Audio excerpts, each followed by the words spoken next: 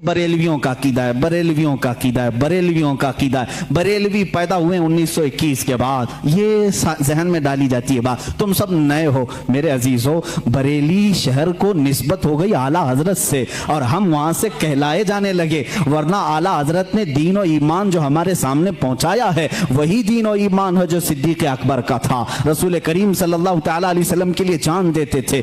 आला हजरत ने वही दीन और वही तसल्लुब हमें दिखाया जो उमर फारूक रज़ी अल्लाह तआला अन्हु के अंदर थी। अशिद्दाउ अलल कुफ़ार की, रहमाउ बैनहुम की सिफात जो सहाबा की थी वही आपको आला हजरत ने दिया है। कोई नई बात नहीं, कोई नई बात नहीं।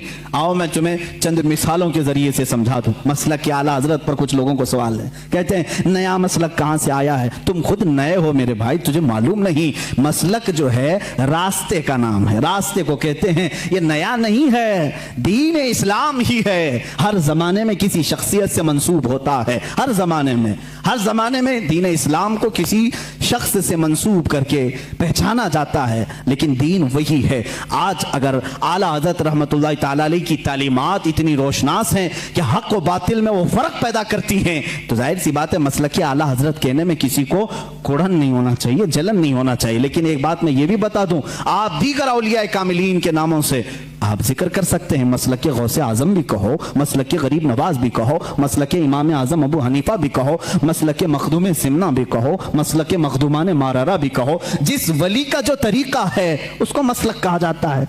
आला हजरत का नया कोई मसलक नहीं, नया दीन नहीं। चंद मिसालें अगर मैं आपको पेश करूं हुजूर अकरम सल्लल्लाहु तआला अलैहि वसल्लम के मुतालिक, ये बरेलवियों का अकीदा, बरेलवियों का कि हुजूर को पता नहीं क्या क्या मानते हैं। हुजूर को कहते हैं यही दाफिउल बला हैं, शाफे हैं, दाफे हैं। ये तमाम बातें बरेलवियों ने शुरू की। ये कहते हैं हुजूर सल्लल्लाहु अलैहि वसल्लम को शाफे हैं, दाफिउल बलाओं को दूर करने वाले। तुम मानते हो कि नहीं मानते हो?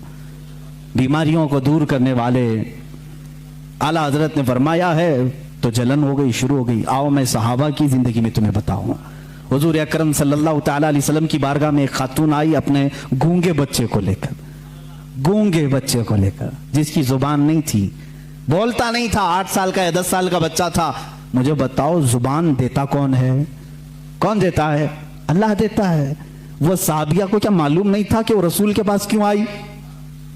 वो रसूल के पास क्यों आई? क्या तुम उसको भी, उस साहबिया को भी बरेलवी बोलोगे? मेरे अजीज इंसाफ करो। जुबान नहीं थी, लेकर के आई।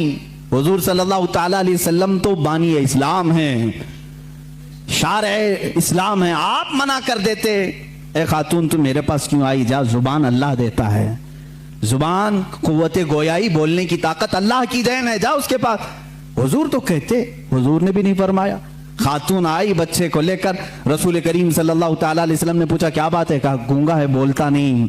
आप ऐसा कुछ फरमा दें, ऐसा कुछ इलाज दे दें कि ये बोलने लग जाए। हुजूर अकरम सल्लल्लाहु तआला अलैहि वसल्लम ने ये नहीं फरमाया क्या मैं डॉक्टर हूँ, मैं तबीब हूँ, मैं कोई खुदा हूँ, माज़अल्लाह। हुजूर ने कुछ नहीं फरमाया, बल्कि सामने उस बच्चे को किया, कहा उस बच्चे को सामने लाओ। गूंगा बच्चा है, पैदाइशी, जुबान नहीं। हुजूर अकरम सल्लल्लाहु अलैहि वसल्लम ने उससे सवाल किया, मन अना, ए बच्चे बोल मैं कौन हूँ? बच्चा बोल पड़ा, अशहदु अन्नका मुहम्मदन रसूलुल्लाह, मैं गवाही देता हूँ कि मोहम्मद सल्लल्लाहु अलैहि वसल्लम आप अल्लाह के रसूल हैं। और वो बच्चा फिर सर बोलना शुरू किया। वो साहबिया खुश होकर अपने घर ले गई। मुझे बताओ कौन देता है देने को मुंह चाहिए? यही तो बरेली के इमाम ने कहा, कौन देता है देने को मुंह चाहिए? देने वाला है सच्चा, देने वाला है सच्चा हमारा नबी। आला हजरत ने अगर ये फरमाया है तो ये नया अकीदा नहीं मेरे अजीज। सहाबा भी यही कहते थे, हमारे बच्चों की लकनत हो तो हुजूर के पास ले जाते थे।